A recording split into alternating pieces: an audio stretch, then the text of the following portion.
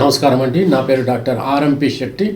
జ్యోతిష్ శాస్త్ర విభాగంలో గత కొన్ని సంవత్సరాలుగా అనేక విషయాలు నేను తెలుపుతూ వస్తున్నాను. మీరు చూస్తున్నారు, అనుసరిస్తున్నారు, లాభపడ్డారు కూడా.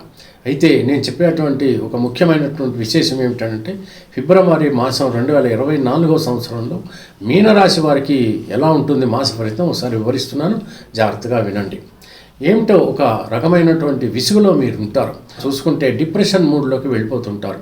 నా పరిస్థితి ఏంటి, నాకు అదృష్టం ఉందా లేదా, ఏదైనా నా పనులు ఏవైతే ఉన్నాయో ముందుకు సాగుతాయా లేవా, ఆర్థిక పరిస్థితిలో సతమతమైపోతున్నానే, సంపాదించిందంతా వెళ్ళిపోతుందే, ఏం చేయాలి, ఎలా బ్రతకాలి, ఒక్కొక్కసారి అర్థం కానటువంటి పరిస్థితి మీకు ఏర్పడుతుంది. ఖర్చు అనేది ఎలా ఉంటుందని అంటే, 10,000 సంపాదిస్తే 20,000 ఖర్చు వస్తుంది. ఒకవేళ 20,000 సంపాదిస్తే 40,000 ఖర్చు వస్తుంది. ఈ రకంగా అకస్మాత్తు ఖర్చులు రావడం, మీకు విసుగు అనేటువంటిది కలగడం, ఇవన్నీ కూడా జరుగుతూ ఉంటాయి. అయితే ఎటువంటి పరిస్థితుల్లో బాధపడాల్సినటువంటి అవసరం లేదు. భద్రతగా ఉంటే చాలు. ప్రతిరోజు కూడా తూచా తప్పకుండా హనుమాన్ చాలీసా చదవండి. ప్రొద్దున లేచిన తర్వాత స్నానాదులు ముగించుకున్న తర్వాత హనుమాన్ చాలీసా చదవండి. ఆ తర్వాత పడుకోబోయే ముందు కూడా హనుమాన్ చాలీసా చదవండి. సంపాదించిన దానికంటే ఇంకా 10 రెట్లు సంపాదించేటువంటి అవకాశాలు ఖచ్చితంగా ఉంటాయి. ఎట్టి పరిస్థితుల్లో మనోధైర్యం మాత్రం కోల్పోకుండా ఉండగలిగితేనే మీరు ఖచ్చితంగా ఈ యొక్క మాసం అంతా కూడా గడిపేటువంటి పరిస్థితి రాదు. మీకు ద్వితీయంలో ఎప్పుడైతే గురువు ఉన్నాడో అతను ధనకారకుడుగా ధనాన్ని ఇస్తూ ఉంటాడు. ఖర్చు ఎక్కువ ఉండడం వల్ల గురువు నాకేం చేయటం లేదేమో అని అనిపిస్తుంది. అయితే ఒక్క విషయం ఏంటంటే, మీ జాతకాలు కూడా ఒక్కసారి పరిశీలించుకోండి. ఆ జాతకంలో మీ లగ్నాధిపతి ఎవరనేటువంటి విషయం తెలుసుకోండి. అయితే గ్రహాలు ఎక్కడెక్కడ ఉన్నాయి, ఏ పరిస్థితుల్లో ఉన్నాయి, వాటి అవస్థలు ఏమిటి, జరుగుతున్నటువంటి దశ ఏమిటి, అక్కడ శుభులేంటి, అశుభులేంటి, ఇవన్నీ కూడా కొంచెం తెలుసుకున్నటువంటి పరిస్థితుల్లో జరుగుతున్న దశ కనుక ప్రతికూలమైందైతే ఇంకా ఇబ్బందులు ఉంటాయి, అనుకూలమైతే కొంతవరకు ఉపశమనం కలిగేటువంటి పరిస్థితులు ఏర్పడతాయి. కాబట్టి ఇవన్నీ కూడా మీరు చాలా జాగ్రత్తగా ఒకసారి చూసుకుని ఆ తర్వాత ప్రతి ఒక్క అడుగు మీరు ముందుకు వేస్తూ ఉండాలి. ఎంచేతనంటే ఏలినాటి శని ప్రభావం కాబట్టి ఏది ఏమైనప్పటికీ కూడా ద్వితీయంలో కనుక ఏలినాటి శని జరుగుతుంటే రెండోసారి జరుగుతుంటే దీన్ని పొంగు ఏలినాటి శని అంటారు. ఆ తర్వాత మళ్ళీ 30 సంవత్సరాల తర్వాత కుంగు వస్తుంది. కాబట్టి అక్కడ ప్రాణాపాయ స్థితి ఉంటుంది. కానీ ఎప్పుడైతే ద్వితీయంలో జరుగుతూ ఉంటుందో అంత ఇబ్బందికరంగా ఉండదు. మంచి ఉంటుంది, చెడు ఉంటుంది. ఏదేమైనప్పటికీ కూడా పరీక్షా సమయమా అని మాత్రం ఖచ్చితంగా ఉంటుంది. కాబట్టి ఏమీ భయపడాల్సిన అవసరం లేదు. కృషితో నాస్తి దుర్భిక్షం. మీరు ఎంత కష్టపడితే మీకు ఫలితం అనేది అంతగా దొరుకుతుంది. ఆత్మస్థైర్యం కోల్పోకపోతే ఖచ్చితంగా విజయాలు అటువంటిది మీరు వరిస్తారు.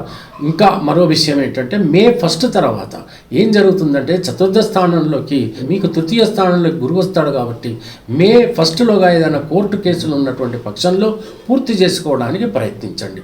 ఎంచేతనంటే ఆ తర్వాత తృతీయంలో గురువు పెద్దగా అనుకూలించేటువంటి పరిస్థితి రాదు. ఒకవైపేమో ఏలినాటి శని, మరొక వైపేమో తృతీయంలో మరి గురువు. ఇదంతా మంచిది కాదు. కాబట్టి ఖచ్చితంగా మే 1లోపు పూర్తి చేసుకోండి. ఏదైనా వివాహం కానటువంటి వాళ్ళు మే 1లోపు మీరు నిర్ణయాలు తీసుకుంటే ఆ తర్వాత వివాహాలు చేసుకోవచ్చు. ఏదైనా ఉద్యోగ ప్రయత్నం చేస్తుంటే వెంటనే ప్రయత్నాలు చేయండి, దొరికేటువంటి అవకాశాలు ఉంటాయి. లేదా విదేశాలకు వెళ్ళాలి అనుకుంటే ఖచ్చితంగా వెంటనే ప్రయత్నాలు చేయండి, వెళ్ళేటువంటి అవకాశాలు ఉంటాయి. ఎలాగూ మీ యొక్క రాశిలో రాహు ఉన్నాడు కాబట్టి విదేశాలకి కారణమవుతాడు. కాబట్టి మీరు ప్రయత్నాలు ప్రారంభించండి, వెళ్ళేటువంటి అవకాశాలు ఖచ్చితంగా ఉంటాయి. ఇక ఉద్యోగస్తులు ఉన్నారే, వాళ్ళు మాత్రం ఇబ్బంది పడకుండా మీ ప్రయత్నం సాగిస్తూనే ఉండండి. ఇవాళ కాకపోతే రేపు, రేపు కాకపోతే ఎల్లుండి ప్రయత్నం అనేది ఫలిస్తుంది. ఏమీ సందేహపడాల్సినటువంటి అవసరం లేదు, భయపడాల్సినటువంటి అవసరం అంతకాలం లేదు. మీరు కోరుకున్నటువంటి ట్రాన్స్ఫర్స్ కూడా జరుగుతాయి. మీరు ఏదైతే ఉద్యోగం కోసం ప్రయత్నిస్తున్నారో దొరికేటువంటి అవకాశాలు కూడా ఉన్నాయి. ఇక వ్యాపారస్తులు అంటారా, కొత్తగా మరి ఏదైనా కలిసేటువంటి పరిస్థితి ఉంది, భాగస్వాములు మీ యొక్క వ్యాపారాన్ని పెంపొందించుకునేటువంటి పరిస్థితి కూడా ఏర్పడుతుంది. కాకపోతే ఆచితూచి మంచి చెడు అన్ని రకాలుగా ఆలోచించి మాత్రమే మీరు భాగస్వాములను కలుపుకోవాలి. లేకపోతే రాబోయే కాలంలో అనేక రకమైనటువంటి ఇబ్బందులకు గురి కావాల్సి వస్తుంది. ఇక విందు వినోదాలు అంటారా, తప్పకుండా పాల్గొంటారు, పుణ్యక్షేత్రాలు దర్శిస్తారు. ఆ తర్వాత ఏదైనా విదేశాలకు వెళ్ళేటువంటి అవకాశాలు కూడా ఉన్నాయి. ఇక అనేక రకాలైనటువంటి సుఖము ఉంటుంది, కష్టము ఉంటుంది. రెండు రకాలుగా ఉంటాయి. అవి ఇంబ్యాలెన్స్ కాకుండా బ్యాలెన్స్ అవుతాయి కాబట్టి అంత బాధపడేటువంటి పరిస్థితి రాదు. ఎప్పుడైతే శనైశ్వరుడు తన మూల త్రికోణమైనటువంటి కుంభరాశిలో నుంచి మీనరాశిలోకి వెళ్తాడో అక్కడే ఇబ్బంది కలుగుతుంది. కాబట్టి మార్చ్ 2025 నుండి మాత్రమే శారీరక ఇబ్బందులు కలుగుతాయి. కాబట్టి అప్పుడు మీ శరీరాన్ని గురించి ఆలోచించుకోవచ్చు. ఇప్పుడు ఆర్థిక పరిస్థితులు, తర్వాత మీ యొక్క వ్యాపార పరిస్థితులు, ఉద్యోగ పరిస్థితులు ఇట్లాంటివన్నీ కూడా మీరు చూసుకుంటే సరిపోతుంది. చిన్నపిల్లలు మిమ్మల్ని విసిగించరు.